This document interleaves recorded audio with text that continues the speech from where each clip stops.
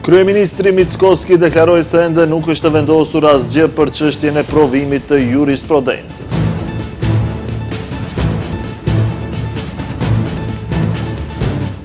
Paraburgim për një burr nga Shkupi e rrau gruan dhe nënën e saj.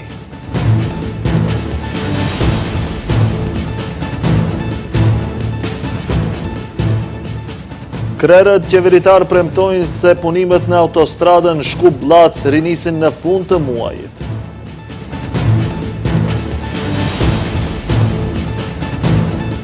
Nesër nis muaji i Çamërisë, shfaqet nesër dokumentari Më çoni në qafë të botës të shoh Çamëri.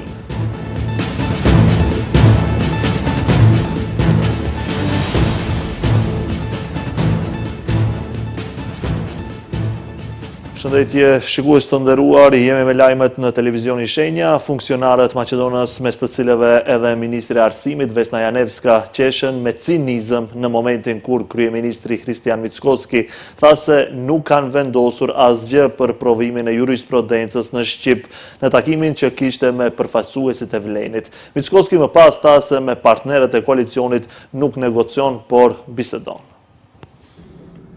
Panishtë. Kjo ishte e gjitha që kryeministri Kristian Mickoski kishte të thotë për takimin mes partnerëve të koalicionit për çështjen e provimit të jurisprudencës. Madje deklarata e tij u përcjell edhe nga të qeshura nga zyrtarë që qëndronin prapa shpine, në mesin e të cilëve ishte edhe ministri i Arsimit Vesna Janevska.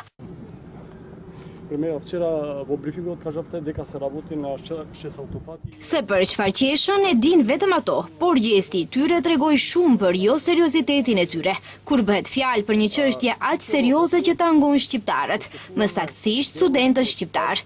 Më pas gazetarët i dhanë edhe një mundësi përgjigje e kryeministrit për të folur rreth takimit të dieshëm për çështjen e provimit të jurisprudencës, pas çka ai gjithashtu la shumë për të kuptuar se me partnerët ai nuk negocion, por thjesht bisedon.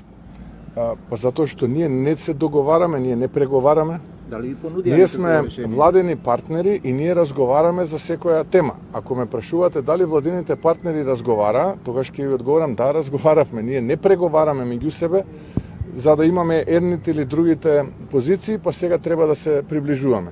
И мислам дека конвергираме кон решение кое што е согласно Уставот и меѓународните стандарти. Takimi mes partnerëve qeverisës ishte mbajtur të hënën. Paraprakisht Vlen ka thënë se propozim zgjidhja për çështjen e provimit të jurisprudencës është që pjesa teorike e provimit të mund të jepet në gjuhën shqipe, ndërsa pjesa praktike të zhvillohet në gjuhën maqedonase. E në takimin e së hënës duhej të vendosej nëse partia e Mickoski do ta pranonte këtë propozim. Edhe pse premtohej zgjidhje e shpejtë, çështja e provimit të jurisprudencës po vazhdon të zgjatet. Studentët shqiptar kërkojnë që provimin e jurisprudencës të mund ta japin në gjuhën shqipe, për çka edhe kanë protestuar 2 herë, ndërsa në mbështetje të tyre protestë është mbajtur edhe në Tiranë dhe Prishtinë. Ndërkohë, zëvendës kryeministri Bekim Sali ka deklaruar se në grupin punues për provimin e jurisprudencës ende po diskutohet faza finale një dokumenti konsensual. Ai tha se studentët do të jenë të njoftuar me kohë për zgjidhjen finale dhe se aktualisht pritet vendimi politik dhe diskutimi me ekspertët. Duke folur për takimin e grupit të punës për provimin e jurisprudencës, zëvendës kryeministri Bekim Sali ka njoftuar se ende po diskutohet faza finale, megjithatë sipas zëvendës kryeministrit, studentët pjesën praktike të testit të jurisprudencës do ta kryejnë në gjuhën maqedonase, për shkak se ata, para se të realizojnë provimin e jurisprudencës për 1 ose 2 vite, praktikën profesionale e realizojnë në gjuhën maqedonase. Zëvendës kryeministri Sali njoftoi gjithashtu se të gjitha materialet praktike janë në gjuhën maqedonase. Në këtë periudhë do të ballafaqohet dhe do të praktikon profesionin e tij të ardhshëm me materiale të cilat vijnë nga arkivi dhe funksionon në gjuhën maqedone, dhe këtë pjesë praktike të cilën e ka punu do të jep para një komisioni që nuk mendoj se është ndonjë risi që duhet të trajtohet në mënyrë të veçantë, për shkak se është praktik në gjithë periudhën e deritanishme. Sali tha se studentët do të jenë të njoftuar me kohë për zgjidhjen finale dhe se aktualisht pritet vendimi politik dhe diskutimi me ekspertët. Studentët do të jenë të informuar në momentin kur do të kryhet, për arsye se ekspertët e kryen pjesën e tyre të propozimeve, pjesa politike do të sjell konsenzus dhe marrëveshje politike dhe pastaj e gjithë kjo do të kaloj përmes deputetëve në parlament. Në momentin që kalon në parlament, do të njoftohen edhe studentët cili është teksti final me cilin ata do të mund të marrin provimin e jurisprudencës në të ardhmen. Sali mes tjerash njoftoi se grupi i punës ka përfunduar punën para 2 javësh, ndërkaq potencoi se dje ka qenë takimi final mes politikës dhe ekspertëve, ndonse ende nuk ka verzion final. Për studentët është i papranueshëm propozimi që një pjesë e provimit të jetë në shqip e një pjesë në maqedonisht. Partitë shqiptare po përplasën verbalisht për çështjen e zyrtarizimit të gjuhës serbe në komunën e Kumanovës. Granit Osmani nga Vlen prezantoi një dokument të datës 4 maj 2010, për të cilën tha se dëshmon se BDI ka votuar për futjen në përdorim zyrtar të kësaj gjuhe. Koalicioni Vlen ka akuzuar BDI-n për hipokrizi politike, duke thënë se partia që sot, sipas tyre, flet më së shumti për të drejtat e shqiptarëve, gjatë kohës kur ishte në pushtet, ka mbështetur zyrtarizimin e gjuhës serbe në komunën e Kumanovës. Në një konferencë për media, Granit Osmani nga Vlen prezantoi një dokument të datës 4 maj 2010, për të cilin tha se dëshmon se BDI ka votuar për futjen në përdorim zyrtar të gjuhës serbe në Kumanov, edhe pse serbët përbënin rreth 6.5% të popullsisë së komunës. Pra, e zeza mbi të bardhë, kjo është tyra vërtet e BDI-s. Pra, kur duhej të zyrtarizohej, serbishtja në Kumanov kishte zell vote vullnet. Por kur duhej të zgjedheshin hallet e shqiptarëve dhe gjuha shqipe gjithmonë kishte zvarritje. Pas këtij dokumenti natyrshëm lindin disa pyetje. Pse gjithaj kujdes për serbishtën në Kumanov, ndërsa për hallet e shqiptarëve gjithmonë kishte pengesa e vonesa? Pse nuk e patën të njëjtin vullnet për provimin e jurisprudencës në gjuhën shqipe edhe për përfaqësimin e drejtë dhe adekuat? Osmani thekson se Vlen nuk është kundër zyrtarizimit të asnjë gjuhe, por kundër, siç tha, hipokrizisë politike të BDI-s. Ai theksoi se dallimi mes Vlenit dhe BDI-s shihet në mënyrën e veprimit ndaj çështjeve që prekin shqiptarët. Sipas tij, ndërsa BDI flet për interesat e shqiptarëve nga opozita, Vlen po dëshmon për kushtimin e saj përmes punës edhe përgjegjësive që mban në pushtet. Ai vlerësoi se kjo, sipas tij, është një dallim që nuk mund të zbehet nga retorika apo propaganda politike. Një burr 36 vjeçar ka rrahur gruan dhe nënën e gruas së tij dhe ka kërcënuar se do ta mbys edhe fëmijën e tij. Ai ka lëshuar edhe qenin e tij, i cili ka kafshuar njërin nga viktimat e dhunës. Ngjarja ndodhi në mesnatë në Shkup. Prokuroria publike ka filluar procedurë kundër një burri 36 vjeçar për të cilin ekziston dyshimi i arsyeshëm se ka kryer vepra penale, lëndim trupor dhe shkaktim rreziku të përgjithshëm. Mbrëm rreth mesnatës në shtëpinë familjare në Shkup, i dyshuari kreu dhunë në familje dhe lëndoi fizikisht gruan e tij dhe nënën e saj. Me qëllim që t'i friksonte, i dyshuari filloi të bërtiste dhe të kërcënonte gruan e tij dhe 2 fëmijët e tyre, të moshës 6 dhe 4 vjeç. Kur e dëmtuara kërkoi t'i ndalonte, ai e kapi për krahu dhe e shtyu, duke i shkaktuar lëndime trupore. Prokuroria sqaron se më pas i dyshuari ka nisë të thyej mobilet edhe e ka qelluar me një shkopë nënën e gruas së tij, të cilën e ka lënduar fizikisht në këmbë dhe gjoks. Ai kërcënoi se do t'i vriste të gjithë, përfshirë edhe mbytjen e fëmijës së tij, me që rast të nxorri edhe një thik dhe e tundi atë, duke shkaktuar ndjenjë kërcënimi, pasigurie dhe frike tek e dëmtuara. Gruaja arriti t'i telefononte vëllait dhe babait të saj në telefon. I dyshuari vazhdoi t'i kërcënonte me thik dhe në ndërkohë e lëshoi në obor edhe qenin e tij të racës së sharrit, i cili kafshoi njërin prej të dëmtuarve në pjesën e sipërme të krahut dhe pjesën e poshtme të këmbës, duke i shkaktuar dëmtime trupore, plagë kafshimi. Duke marrë parasysh të gjitha veprimet e të dyshuarit, rrethanat që tregojnë qartë rrezik ikjeje, si dhe frikën se ai mund t'i përsërisë aktet e dhunës në familje, prokurori publik i propozoi gjykatësit të procedurës paraprake caktimin e masës së paraburgimit. Kryeministri Hristijan Mickoski paralajmëroi se në fund të këtij muaji do të rinisin punimet në autostradën Shkup-Llac. Ai sqaroi se kanë përfunduar procedurat e ankesave të shkallës së parë dhe të dytë. Kjo verë është shumë premtuese për qytetarët e këtij vendi. Të paktën kështu e paraqet kjo qeveri. Kryeministri Hristian Mickoski paralajmëroi fillim të punimeve në autostradën Shkup-Blac në fund të këtij muaji. Pas së zgjatjes së procedurave, autostrada me shumë rëndësi, sidomos për shqiptarët e vendit tonë, premtohet se do të vazhdojë punimet. Për autostradën Shkup-Blac, dje mora informacion se përfundimisht e kanë përfunduar procedurat e zgjedhjes, kanë përfunduar procedurat e ankesave të shkallës së parë dhe të dytë. Procedura është kompletuar dhe pres fillim të aktiviteteve në terren, më së vonë deri në fund të këtij muaji. Në deklaratën e fundit për të vëshenjën zëvendës Ministrja e Transportit Kaltina Zekolli tha se presin miratim final nga Banka Evropiane për Zhvillim dhe Rikonstruim, sepse siç u shpreh, nga ta kanë grant dhe kredi. Kredia, siç bëri të ditur ajo, është diku 160 milion euro, ndërsa granti është rreth 30 milion euro. Projekti për autostradën Shkup-Blac daton nga viti 2014. Pas premtimeve disa vjeçare, ndërtimi i segmentit të parë filloi në vitin 2020. Zyrtarët e partisë atë kohë në pushtet VDI me video lavdëroheshin për këtë projekt, i cili nuk përfundoi kurrë.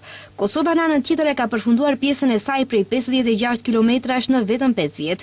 Autostrada Arben Xhaferi shtrihet nga Prishtina deri te kufiri i Kosovës me Maqedoninë e Veriut dhe është i qarkullueshëm që 7 vjet. Në kuadër të 20 vjetorit të themelimit të odës ekonomike të Maqedonisë Veri Perëndimore, sot është organizuar panel diskutimi ku diskutuan sfidat dhe të arriturat e këtij institucioni. Gjatë panelit u theksuan sfidat, po edhe të arriturat e këtij institucioni në këto 2 dekada. Oda ekonomike e Maqedonisë Veri Perëndimore ka organizuar panel diskutim ku diskutuan sfidat, po edhe të arriturat e këtij institucioni në këto 2 dekada sa funksionon. Kryetari i nderit të odës ekonomike, Xhemail Dauti, në këtë panel foli për procesin problematik të privatizimit, proces nga i cili sipas Dautit të dëmtuar mbetën shqiptarët. Foli edhe për një analizë të kryer të odës ekonomike në bashkëpunim me akademik Izet Zeqirin. Popullata shqiptare që u përjashtu komplet nga procesi i privatizimit. Një analizë që kemi bërë te Oda para 2-3 vjetëve bashkë me profesor Izet Zeqirin, ai koncepti i privatizimit që bëri me Maqedonia ishte kriminogjen. Po ishte aty, si thon popullata, kur don ka shumë mbeten fyt dhe rezultatet dolën se nga kompanitë e privatizuara vetëm 2% janë ekzistuese. Dhe tjetra faliment. Akademik Izet Zeqiri tha se një nga sfidat me të cilën po përballen bizneset është mungesa e fuqisë punëtore dhe sipas tij zgjidhja do të ishte rikthimi i fuqisë punëtore nga Mërgata, por Zeqiri vlerëson se kthimi i tyre do të ishte i mundur vetëm në rast të rritjes së rrogave. Veçqerash akademik Zeqiri kishte kritika edhe për mënyrën e menaxhimit të kompanive. Menaxhimi i kompanive tona bëhet në bazë laike, në bazë të parasupozimeve se menaxherët janë bollëmendshëm për të sjellë vendime mirë, po konkurrenca agresive kërkon që menaxhimi të jetë në baza të parimeve shkencore. Elementi tjetër është ekonomia e gjelbërt, që është një sfidë. Gjithmonë ka qenë lufta në mes të ekonomisë dhe ekologjisë. Ekonomia ka kërku prodhim dhe ka kërku shërbime, kurse ekologjia ka kërku mbrojtje të mjedisit. Pjesë e panelit ishte edhe Agim Shahini nga Aleanca Kosovare e Bizneseve, i cili përshëndeti faktin se nga oda ekonomike e Maqedonisë Veri Perëndimore kanë dalë edhe figura që sot udhëheqin komuna, duke marrë shembull komunën e Strugos. Sipas tij, hapi i radhës që duhet të ndërmerë oda ekonomike e Maqedonisë Veri Perëndimore duhet të jetë shtrirje e zyrave në nivel lokal. Do të ju sugjeroja dhe juve që të shtrini në nivel lokal në të gjitha regionet e Maqedonisë Veriut, duke përfshirë problemet lokale të bizneseve, të cilat janë të mëdha. Dhe derisa ato të vinë në nivel qendror, gjatë rrugtimit ato bëhen të mërzitshme. Marrin kohë dhe oda dhe roli i odës është që ti përshpejton ato. Odat gjithmonë duhet të jenë partner institucional. Pavarësisht kush është në qeveri, duhet të jetë partner. Dhe nuk duhet këtë murin mes. Në fund, oda ekonomike e Maqedonisë Veri Perëndimore ndau edhe mirënjohje për të gjithë bashkëpunëtorët me të cilët ka bashkëpunuar gjatë gjithë këtij rrugtimi 2 dekadash. Pas 12 vitesh, Maqedonia e Veriut dhe Turqia rikthej në nivel të lartë dialogun për transportin rrugor në Ministrinë e Transportit, u mbajt mbledhja e Komitetit të Përbashkët për Transportin Rrugor ndërmjet dy vendeve, duke shënuar rikthimin e dialogut institucional në këtë format pas më shumë se 12 vitesh. Delegacioni turku kryesua nga zëvendës Ministri i Transportit dhe Infrastrukturës Dymysh Unuvar dhe zëvendës drejtori i përgjithshëm i Organizatës për Shërbime Transportit të Republikës së Turqisë, Hasan Boz, të shoqëruar nga përfaqësues të institucioneve kompetente turke. Nga ana e Republikës së Maqedonisë së Veriut, takimi u kryesua nga zëvendës Ministre e Transportit Kaltrina Zekolli Shaqiri.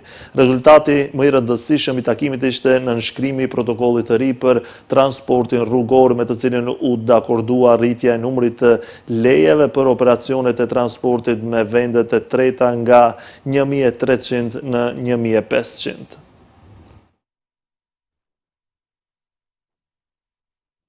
Në kuadër të muajit të Çamërisë në Shkup do të shfaqet premiera e filmit dokumentar Më çoni në qafë të botës të shoh Çamërinë. Filmi, që është bazuar në ngjarje të vërteta, trajton historinë e një të moshuar e çame që ka mbijetuar masakrat. Në kuadër të muajit të Çamërisë, shoqata kulturore Vizioni M në bashkëpunim me Fondacionin Çamëria Hasan Taksini shfaqën në Shkup premierën e filmit Më çoni në qafë të botës të shoh Çamërinë. Filmi, i bazuar në ngjarje të vërteta, flet për një të moshuar e cila në fëmijërinë e saj u ka mbijetuar masakrave dhe gjenocidit grek mbi popullsinë çame dhe e cila ka mall për vendindjen e saj. Kujtojmë se të mbijetuarit e gjenocidit grek nuk ishin dhe nuk kanë leje nga autoritetet greke të kthehen as si turistë të vizitojnë vendlinjet e tyre. Kështu, filmi paraqet një të moshuar e cila u kërkon fëmijëve, nipërve dhe mbesave që të paktën të vizitojnë qafë botën, aktualisht pikë kufitare midis Shqipërisë dhe Greqisë, pikë në për të cilën kanë kaluar çamët që mbijetuan gjenocidit. Në qafë të botës, personazhi përjeton një udhtim emocional në për kujtesën e Çamërisë, duke rikujtuar fëmijërinë e saj, prindërit, parallat e gjyshës, traditat e dasmat, e deri te shtëpia, sheshje dhe kroji fshatit. Një rrëfim njerëzor dhe historik për mallin, kujtesën dhe lidhjen e pashkëpushme me vendlindjen. Filmi është në regji të Pandeli Çeçës dhe nën skenarin e diplomatit Luan Rama. Filmi do të shfaqet nesër në ora 18 në Hotel Bushi. Pas filmit është parapar një debat mbi Çamërinë dhe skenaristin dhe diplomatin Luan Rama, si dhe kryetarin e Fondacionit Çamëria Hasan Taksini Alket Veliun.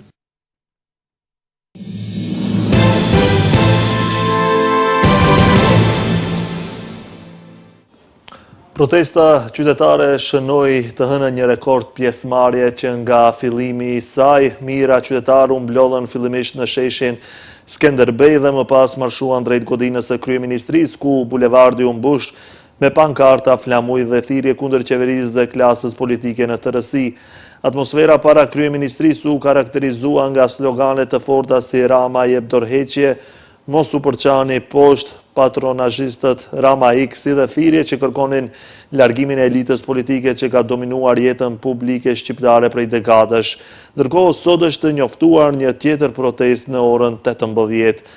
Ndërkohë, kryeministri Edi Rama dhe përfaqësues të mozhorancës kanë vijuar të minimizojnë protestën duke lidhur atë me dezinformimin, interesa politike apo ndikime të jashtme. Ajo që nisi në Zvërnec si një kundërshtim ndaj një projekti të caktuar tashmë po merr përmasa më të gjera, duke u shndruar në një shprehje të pakënaqësisë ndaj të gjithë klasës politike.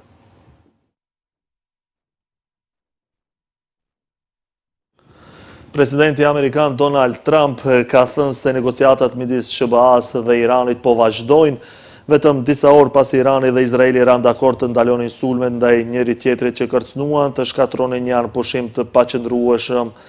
Trump tha se bisedimet me Teheranin nuk u ndalen gjatë përshkallëzimit të dhunës, duke sinjalizuar se një marrëveshje për t'i dhënë fund zyrtarisht luftës mund të arrihet brenda 1 ose 2 ditësh nga tani, por mendoj se po shkon mirë. Ata po shkonin para dhe mbrapa dhe tani të dy ranë dakord nëpërmjet meje të ndahen. Jemi në grahmat e fundit të asaj që do të jetë një marrëveshje shumë e mirë që nuk do të lejoj në asnjë mënyrë ose formë armët bërthamore, u tha presidenti amerikan gazetarëve. Kushtica e Hormuzit do të hapet më njëherë pas nënshkrimit, gjë që mund të ndodhë brenda 2 ose 3 ditësh, ka thënë ai.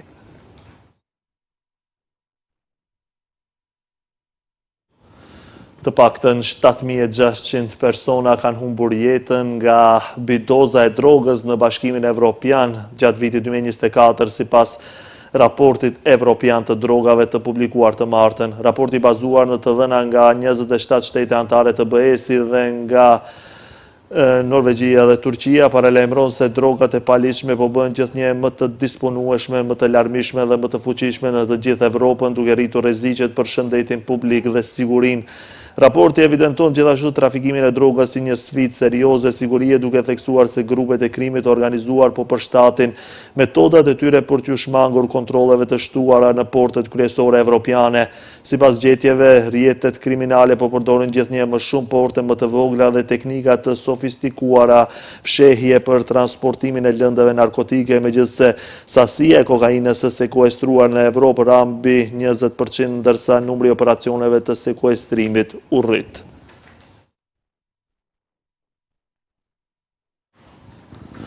Autoritetet kiliane kanë sekuestruar mbi 100 ton drogë në të fshehur në dërgesa Druri në destinacion Evropën, njoftoi qeveria e vendit latinoamerikan.